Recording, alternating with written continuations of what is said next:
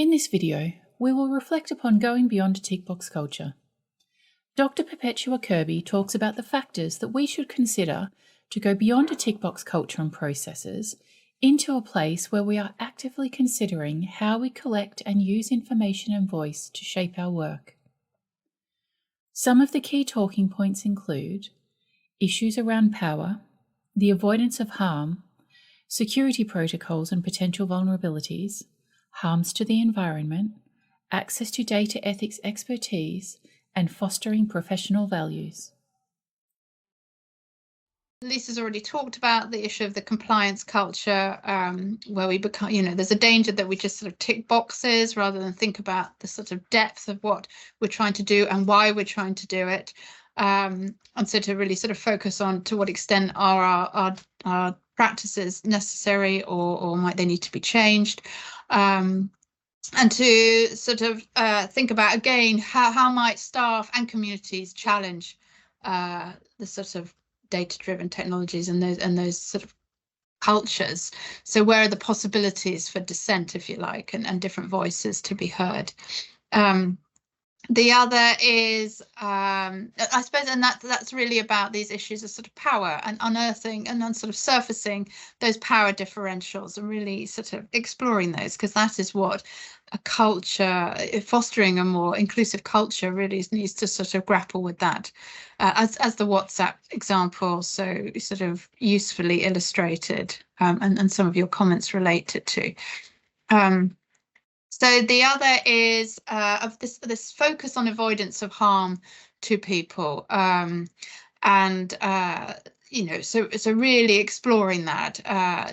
To what extent do we need this data? To what extent is this process legitimate? And to what extent does it avoid and reduce harm, or does it actually exacerbate inequalities, for example?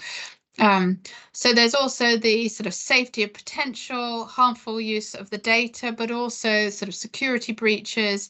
So ensuring sort of adequate policies and attention to that, and also a sort of audit of the sort of potential vulnerabilities, and including a number of different voices in thinking about those protocols as well.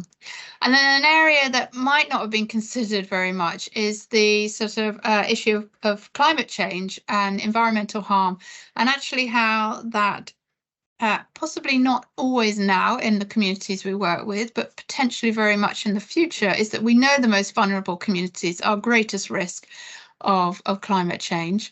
And so there's a sort of tension if we are using systems that generate and use a lot of energy, actually that contribute to that vulnerability in the future. Is our practice in tension with what our sort of overall aims are for communities we work with? So it's really thinking about those vulnerabilities that we might be contributing through high energy intensive systems, including data systems, but also the impact on non-human other species through the sort of issue of environmental harm. So not just the human. This is where the human isn't just at the centre. We talked about the human being at the centre in social care systems, but also if we think about actually sort of our responsibility to the non-human and other species, animal species, plant species as well. So really thinking about and integrating a policy on minimising environmental harm, and adopting things, trying to look at energy efficiency systems, whether in the hardware, the cloud suppliers we use, renewable energy sources, and monitoring and optimizing energy use.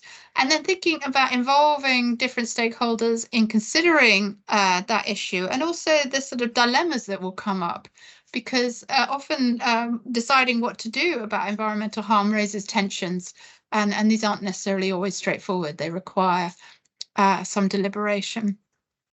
Okay, Grace, next slide, please.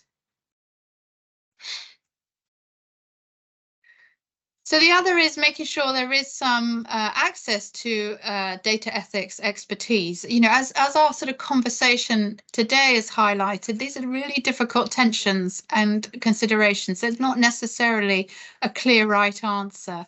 and they require some sort of attention and thought and deliberation.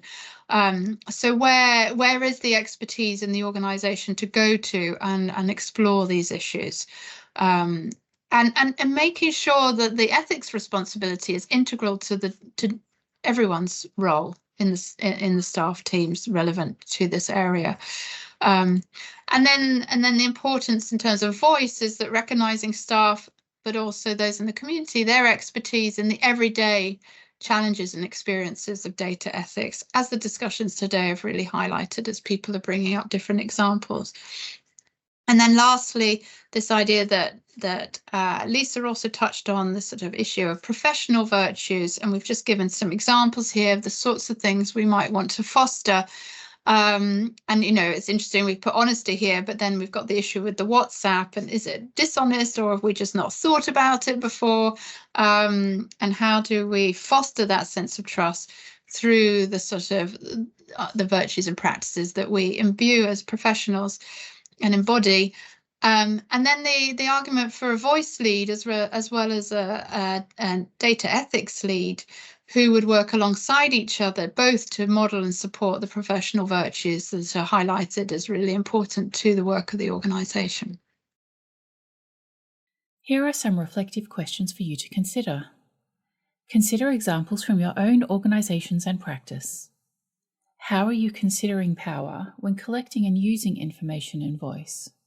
Do you have access to data ethics expertise? If not, how might your organisation develop expertise and capacity in this area?